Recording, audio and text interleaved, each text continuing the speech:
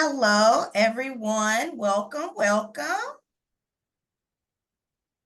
Thank you for joining us tonight.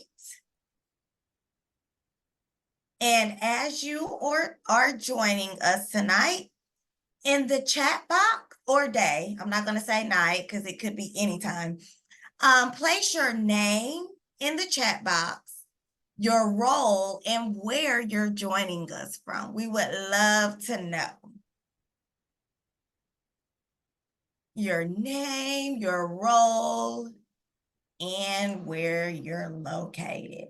All right, we have Bronx, New York, New Jersey, Rhode Island. Oh, they're just flooding in. California.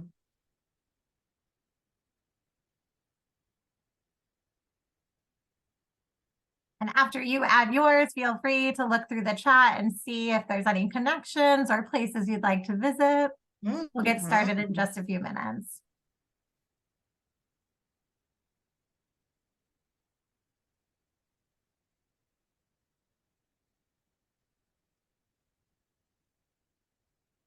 Again, hello, hello. And if you're just entering, please place your name, your role, and where you're joining us from today.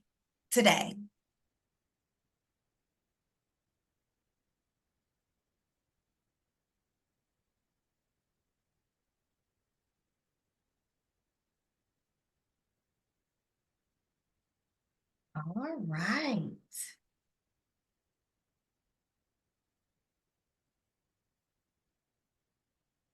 I see a few more people coming in. Yeah. So as you're getting settled, if you haven't already, you can add your name, your location, and your role to the chat box. We'll give another minute or two to everyone to just make sure that they have time to get in.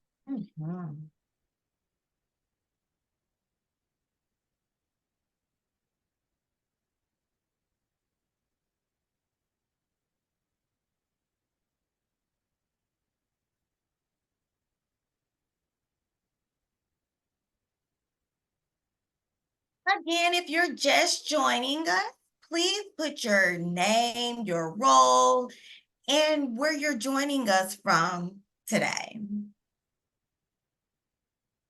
And we will get started shortly.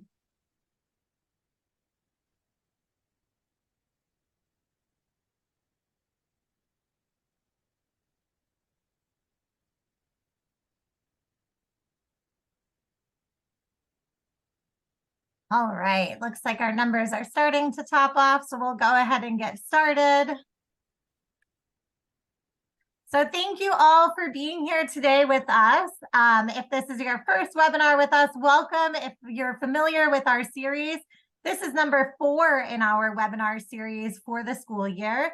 Today's topic is student choice for intrinsic motivation. So tonight you will learn how to provide students with choice to help increase that intrinsic motivation for them. My name is Alyssa Bruner. I'm joining you from Washington, D.C. I saw that I had a few neighbors in the chat. I am currently a curriculum and instructional designer for the Center for Responsive Schools, and I focus primarily on elementary school because before I worked in this role full-time, I taught first grade, second grade, and fifth grade. And I am joined here with my colleague, Amber, who will introduce herself now. You, Alyssa. Again, my name is Amber Searles, and I am also a curriculum and instructional designer. I was previously in the classroom. Middle school was my focus, and I am joining you from South Carolina. So I'm trying to look for some South Carolina people in the chat.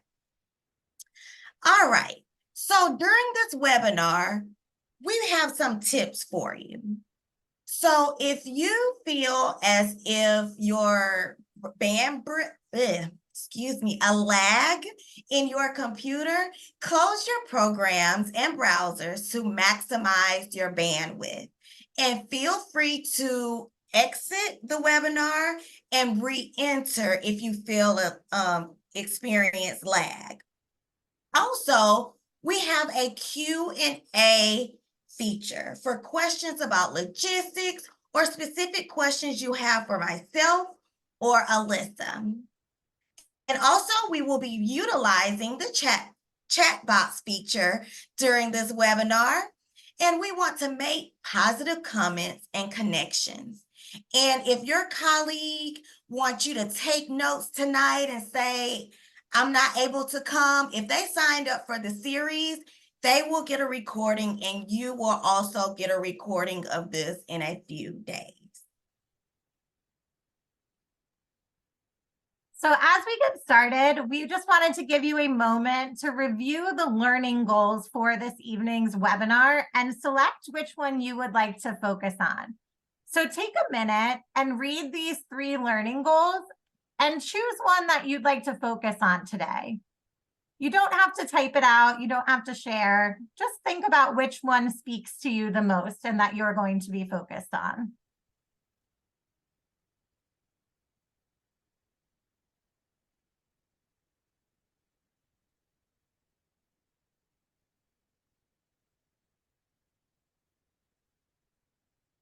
All right, so hopefully that gives you an idea of where we're going with this webinar, and you have an idea of what you'd like to focus on. So let's go ahead and jump right in. So today's webinar is focused on boosting students' intrinsic motivation using choice. So first of all, we want to make sure that we're all on the same page about what is intrinsic motivation. So if you'll notice the graphic on the left, it shows that things are working internally in that person's brain. And that's what we think about when we think about intrinsic motivation. So when students are intrinsically motivated, they are engaged, they are excited, and they are self-motivated to learn. When students are intrinsically motivated, they have some autonomy and they feel proud of themselves and their choices, and they're given opportunities to do so. And they also have the desire to be proud of themselves and to have that inherent satisfaction to do what is important or to do what is right, rather than doing so out of fear of punishment or expectation of a reward or some type. And that brings us to extrinsic motivation. So Alyssa just talked about intrinsic motivation. What is extrinsic motivation? Students are motivated by external rewards, not because of their own drive to do the right thing. Students aren't engaged unless there is a tangible prize or reward for positive behaviors. Students aren't motivated unless there is a threat of punishment for any negative behaviors. So when we're thinking about students and education, there are certain situations where external motivators can positively influence students, such as receiving good grades. However, it's important for us to note that helping support students' intrinsic motivation creates the conditions for success in and outside of the classroom for the rest of their life. There are 2 professors, Edward Deci and Richard Ryan, who did extensive research on what motivates children. And those external motivators, such as material rewards for good behaviors or completed assignments, those things really only work in the short term. When we can help students to find the inherent enjoyment in their learning, that is what we're looking for. That helps them in the long term, and that really boosts their intrinsic motivation. And if you want to learn more about that, that's from Tough Helping Children Succeed. So we're going to start now, or continue now, by asking you to participate in a poll. So the question we have for you is, as you're looking at these different elements, which of the following motivates your learning the most? So we'll give everyone a couple of minutes to respond to this, and then I'll share the results with you. They're coming in fast, Alyssa. Yeah. And yeah, for whatever reason you're unable to respond via the poll, you can definitely type in the chat, as I see some people are as well.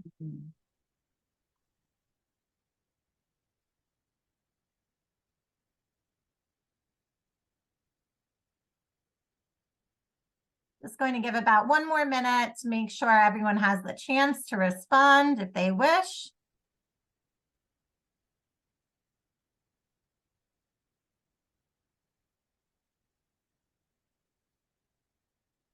And once I see those numbers kind of cap out, I will go ahead and share with you.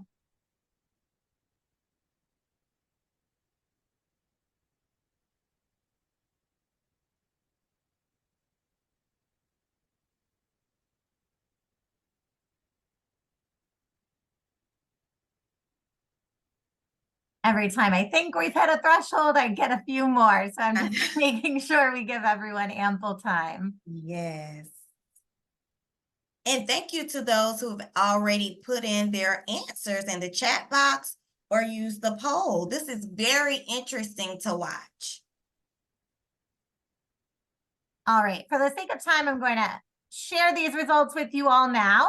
And if you didn't get a chance to respond, you can always type it in the chat. You should be seeing the responses now. So as you can see, there are many different responses that we received. So I see that there's 30% connection, 4% autonomy, 46% purpose, 6% mastery, and 13% fun. So there are different responses here because people have different learning styles and also different priorities. However, when all of these elements listed here are present, they work together to create those ideal conditions for intrinsic motivation to thrive. All right. All right, so you're going to see those things again. You're going to see, we're going to talk about connection, autonomy, purpose, mastery, and fun. And these are the 5 specific elements that help lead to increased intrinsic motivation. First, let's talk about connection. Connection is connecting students to the curriculum and to each other provides a sense of academic and social emotional belonging. Autonomy. Sharing decision-making with students promotes feeling of power and control. Purpose. Setting a purpose for learning gives the work a greater sense of significance, especially if the learning is relevant to the students' lives. Next, we have mastery. Allowing for mastery of skills and content gives students opportunities to practice responsibility and take ownership of their own learning. And next, we have fun. Elements of fun promote positive engagement, leading to joy. Take a moment to read this quote on the PowerPoint.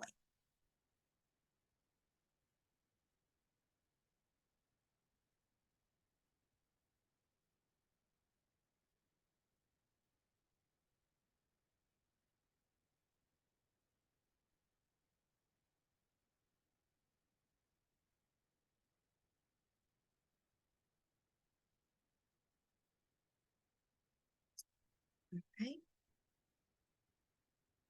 So you just read the PowerPoint, the quote. So belonging and significance are basic needs for all humans. Proactively meeting these needs by providing students with choice is a way to acknowledge and support students' autonomy, thus increasing their intrinsic motivation. So we're going to ask you to do some thinking now about yourself as an adult and any of the daily tasks that you must complete. So just take a minute and think about those tasks and what comes to mind. I know it might be the end of the day or the beginning of your day. You're like, why is she making me think of the other things I need to do, right? But when we think about the daily tasks that we need to complete as adults, it's always easier to be motivated to complete those tasks when the decision is made personally to do those things, as opposed to having someone else tell us or ask us for it to be done. So Amber and I are going to share some stories of what that looks like in our own lives. So I think about cleaning the house because it feels like something that is a never-ending adult task that needs to be done. And when Indeed. I'm motivating myself to do that task, it's really helpful for me to decide which room to begin in. And it's also motivating for me to decide what I'm doing while I'm cleaning the house. So I might think of a podcast that I'm really interested in, or an audiobook, or play a new album that I've been really enjoying. And having those choices of where to begin and when to begin and what I'm listening to while I do it can really help to motivate me to get those things done that need to happen either way. How about you, Amber? Cooking. When cooking dinner for my family, I enjoy being able to look up and research recipes, try new recipes. It motivates me to cook and to step outside of my comfort zone with certain foods. So, thank you for asking, Alyssa. So, there are many things that adults and students alike need to do in their day-to-day lives. When there are choices available to them, such as how the task is done, that can help increase intrinsic motivation to accomplish a task that otherwise might feel challenging. So when you have a choice, you are more likely to be engaged in what you are or will be doing and feel that you have agency. That motivates you to get the things done. The same can be said for students. So right now, take a moment. I have a question for you. Share my PowerPoint. As you consider that, think about how do you provide your students with choice in their learning and share it in our chat box.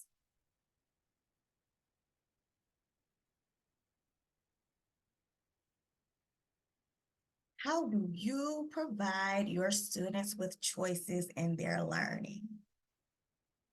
Choice boards, those are great one. Rotation, station rotations.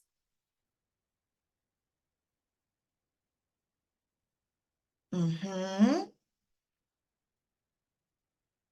And what you all are putting in the chat, all of these are choices for great choices for your students to have. We're going to give you a minute to keep sending in those responses and also take a look through here. One of the benefits of these webinars is really learning from each other. So if you see something that stands out to you, go ahead and take note of that while you're waiting for everyone's responses to come in. Mm.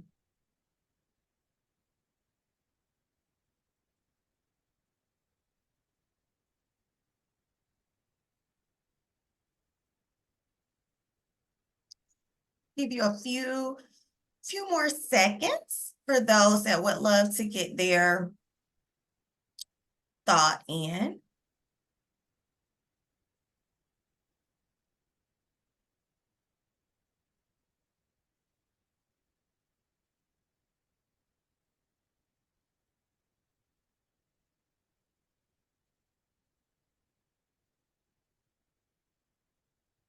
We can tell you're really thinking about different ways to incorporate choice throughout the students' days. And we hope that after this webinar, you'll have even more ideas. So just as in our examples that we gave, Amber and myself, we feel more motivated and confident about completing a task when we have some say or choice in it. And as we mentioned, the same can be said for students. Choice gives students empowerment and ownership of their own work. Choice can be offered in many different ways, even with those day-to-day tasks. And I saw a few of these come up in the chat box. For example, something as simple as offering the students a choice between a colored pens or using a pencil, or typing an essay or writing it by hand, or sharing their math work on a whiteboard, or using a screen recording app. These choices may seem small, but they can create a significant impact on students' motivation, and they're pretty easy to incorporate. When students have these choices in their work, it not only motivates them, but it allows them to feel a sense of belonging and significance, and it helps them to feel seen and heard in the classroom. Creating these conditions for intrinsic motivation really allows for students to shine in the best way possible for each individual student. All right. So now let me pull up my PowerPoint. Let's talk about incorporating choice in a lesson design. So when providing options for choice, it is important to keep in mind the 5 elements that we discussed earlier in the webinar of intrinsic motivation: connection, autonomy, purpose, mastery, and fun.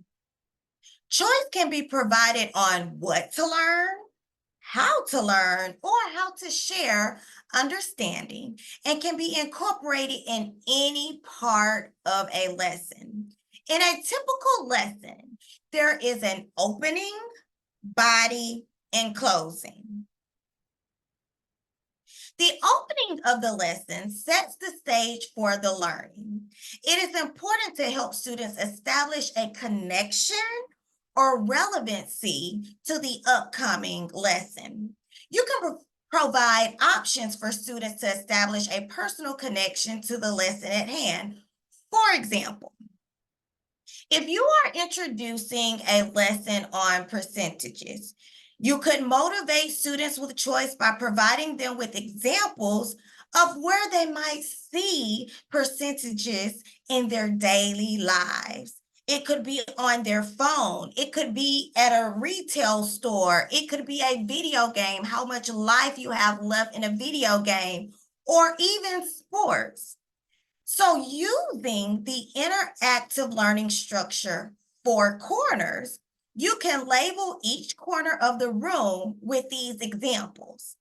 Then ask students to walk to the corner that represents their most familiar setting with to the encounter of percentages.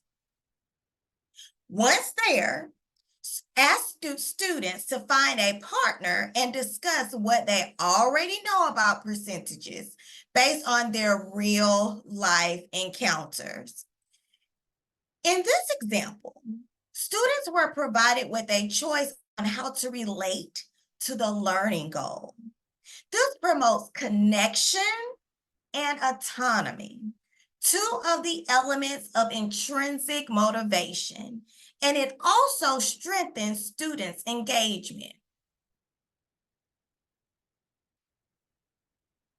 So when we're considering lesson design, next comes the body of the lesson.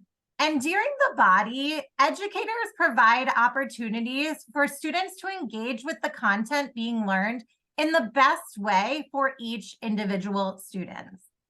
And educators can really provide students with a choice in many different ways. And we've broken it down into 3 ways. They can provide a choice in what they learn, in how they learn, or in how they share their understanding. And I'm going to give 3 examples of what this could look like during the lesson body for each of those types of choice. So if students are choosing what they learn, we know that it's Women's History Month now. So if you're studying Women's History Month, students could be given a choice about who they would like to study. And in this example, students were provided with that choice of who they want to study. Why is that person important to you?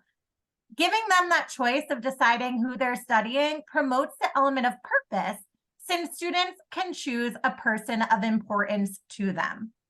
So that was students choosing what they learn.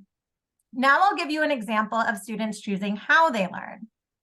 If you're practicing vocabulary words with students, they could choose how they practice them. Maybe they could use flashcards.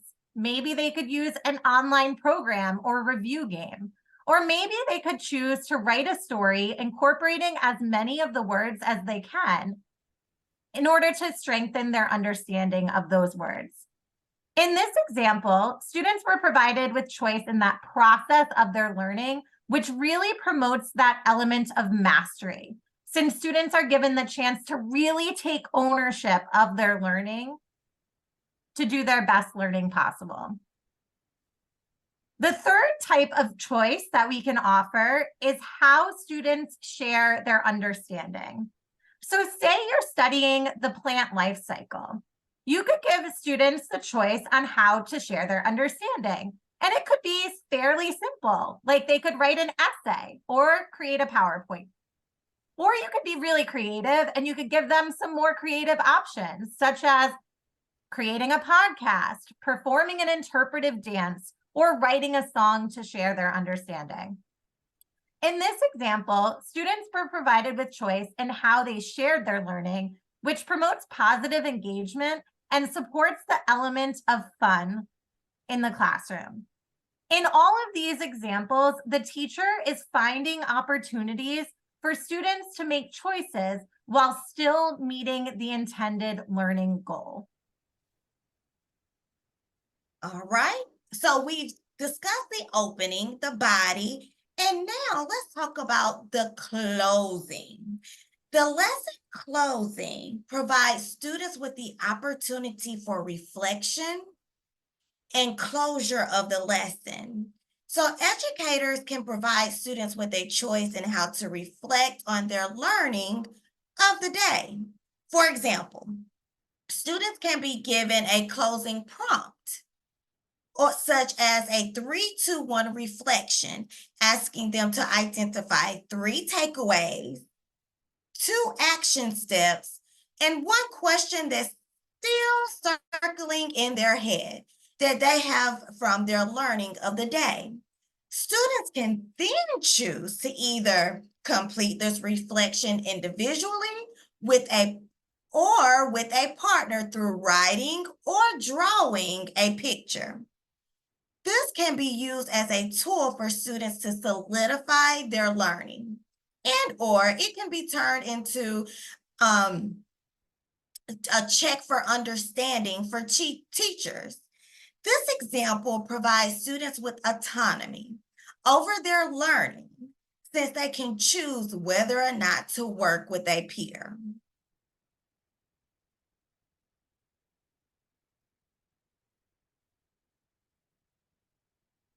So now that you've had a chance to learn about what is intrinsic motivation and how student choice really helps support intrinsic motivation, you're going to have a choice of your own to read a little bit more about the topic of your choice. So I'm about to drop three links in the chat box, and you'll see those titles on the PowerPoint here. If you would like to learn more about developing intrinsic motivation with choice, that first link will be for you. If you are wondering about a responsive classroom practice that's suitable for elementary students that really supports intrinsic motivation through choice, you'll want to read that second article, which is all about the responsive classroom practice of academic choice. And you can also consider how to use independent practice, which is a specific responsive classroom practice used to support intrinsic motivation in middle school. Choose one of those that resonates with you or you want to learn more about. As you are reading, there will be as you're reading your article of choice, then you're going to prepare to share either one word from that article, one phrase from that article, or one sentence from that article. You choose which one you would like to focus on from the article that resonates with you. You will have 5 minutes to choose and read an article. We will share out once everyone is done. And Alyssa, she's dropped those links in the chat box. And feel free, if you finish early, feel free to click on the other websites to gain more information. And we will have a timer here on the screen so that we are all together with our 5 minutes. I So see. I'm going to drop the links one more time.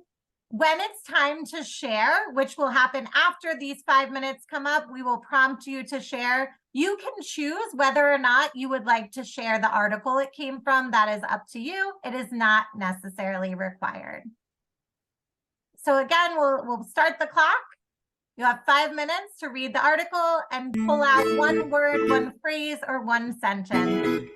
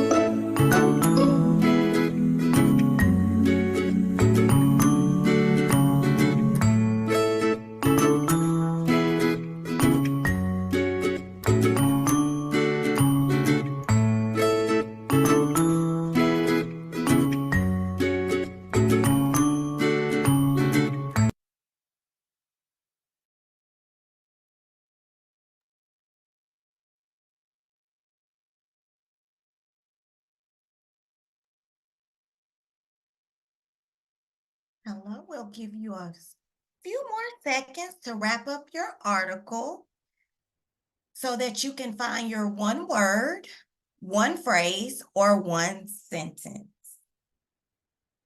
I already see some coming in, but if you could hold off for just 1 second, we'll let you know what this will look like. You can always send it again, so no worries.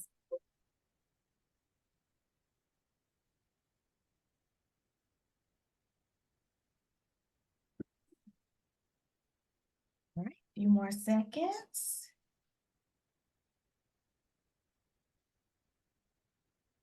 So if you haven't hit enter yet, go ahead and wait just a second so that we can hopefully read more if we do this in a few rounds. So Amber's going to share what that'll look like. So if you haven't hit enter yet, wait just 1 second. And if you look at your chat box, you'll see if it's listed to send to everyone or hosts and panelists. So once you're prompted to do so, make sure that your chat box is sent to share with everyone so that everyone can learn from each other.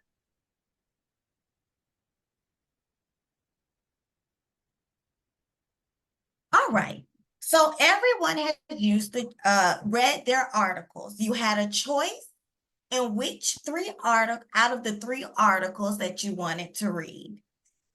Then, after you chose your article, you were to choose either one word, one phrase, or one sentence to share. So this is how this is going to look. We're going to have 3 rounds. The first round are for the people that chose one word. If you chose to do the one word from reading the article, drop that one word in the chat box.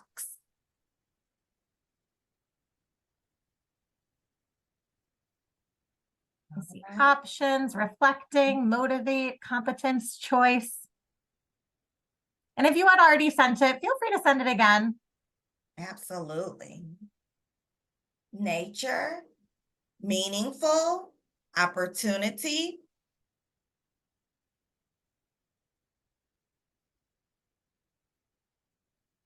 If you notice, some of you have the same connections about no matter what article you read, but same connections with that one word. So we'll give you a few more seconds to share your one word.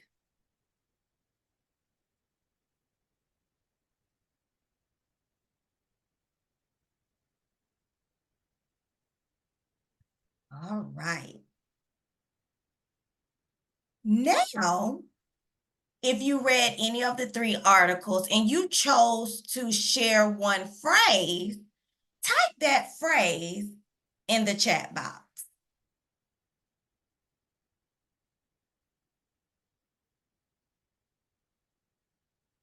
Oh, they're coming in fast. I barely can read them. They're coming in fast.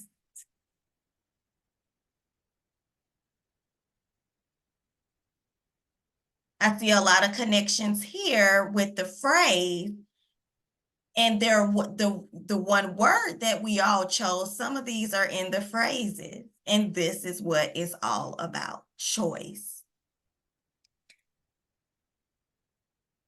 So we'll give you a few more minutes if you didn't have the chance already to share your one phrase.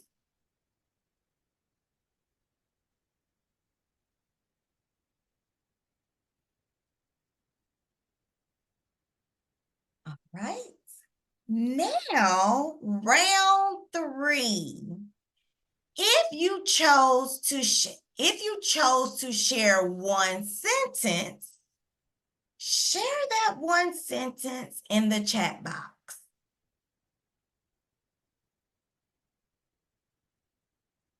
All right. And as these are coming in, go ahead and read what your fellow participants are sharing. I can see a lot of connections from each round.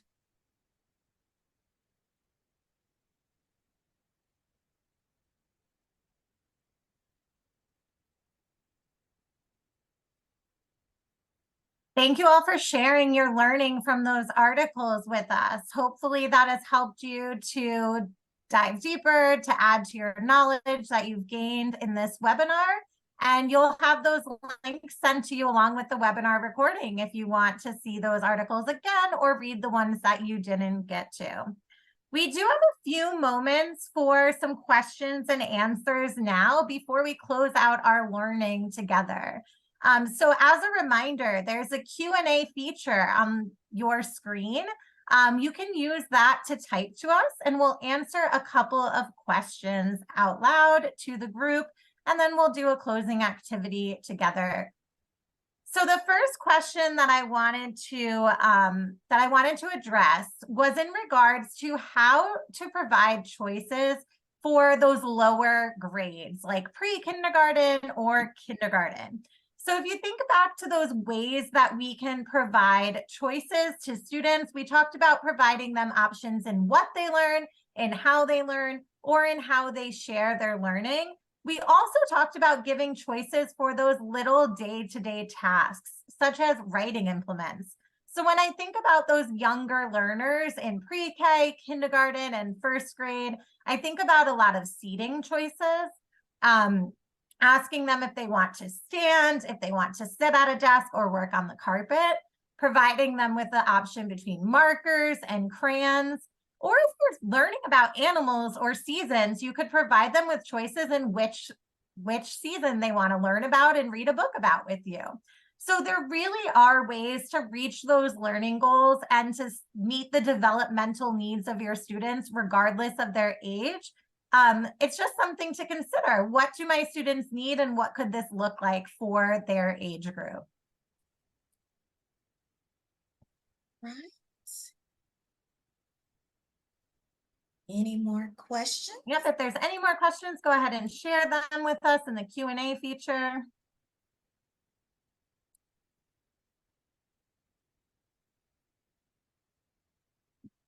So this one talks about planning for providing choices without spending all day and night working.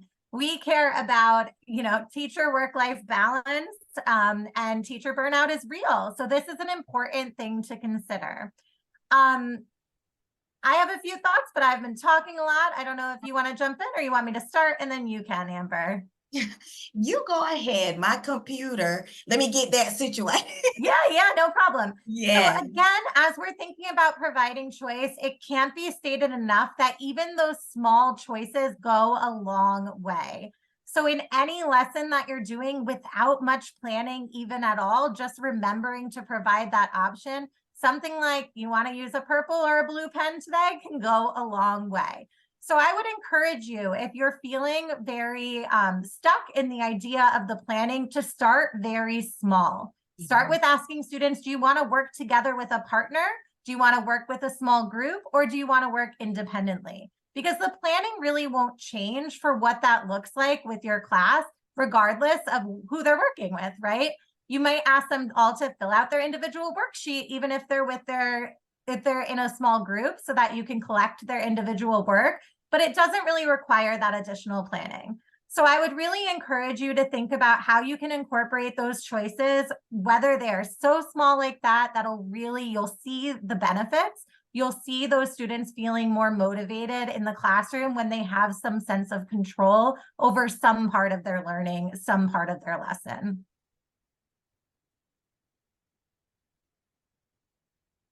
Well said, Alyssa. Well said.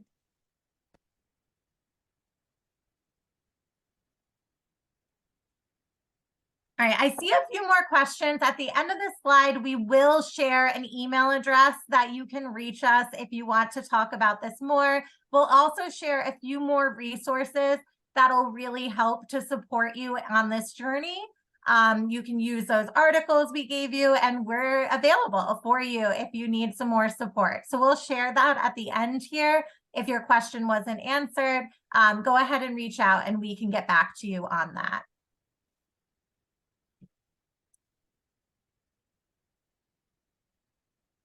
Amber, I feel like I've been chatting up a storm, if you don't mind sharing this part with them. I will. You all, we learned a lot of things during this webinar. Some things that we already knew, some things that affirmed what we knew, some things we put a name on, some things you already do but did not know the name of it. And providing choice for your students will also give them ownership, and they will want to engage more into the content, even if the content is challenging. Just by giving them a choice, that will change the dynamics of the classroom. So as you think about what we've talked about during this webinar, I would like for you to answer one of the two questions in the chat box, or you can do it silently. What is one part of your lesson in which you would like to consider offering students more choices? Or which of the examples of student choice given would you like to try in your classroom? So think about what we've talked about in this webinar. I see them. Less teacher talk. Yes, yes. You really want your classroom to be student-centered. Remember, we want to create that autonomy. That's one of the intrinsic motivations that we talked about in this webinar.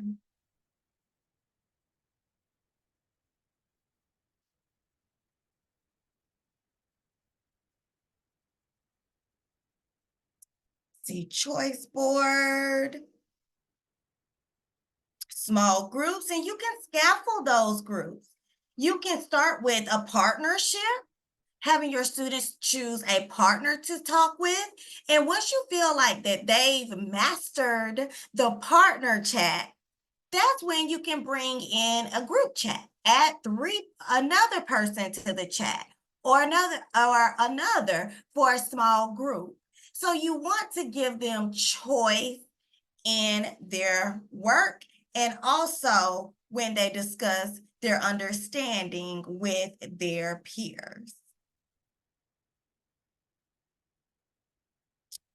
All right. Alyssa, before I close out, is there anything else you would like to say? No, I just like to encourage everyone again, as you're looking at what responses are coming in, to see what other people are sharing and what big takeaways they have, or what part of the lesson they're focusing on, or what examples they're going to try. Because I really do think that teachers are valuable resources to one another, and your learning this evening can help one another to come up with those great ideas. Absolutely. And as Alyssa discussed earlier, there are resources that we have so that you can extend your learning. We have three, it's not limited, but these are the three resources that we have highlighted. Make learning meaningful, and that is from K through 8. The Joyful Classroom, that's the elementary educators, and building an academic community is geared towards middle school educators. And again, we want to thank you for joining. And if you have any more questions, please email us at rcprograms@responsiveclassroom.com. Or if you want to learn more and read more articles, find more resources, we encourage you to visit our website, responsiveclassroom.org.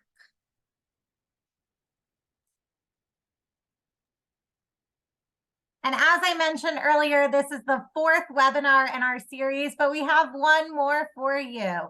In May, on May 16th of this year, we will be sharing about the power of reflection for students and teachers alike. And we would really appreciate it if you join us to close out your school year.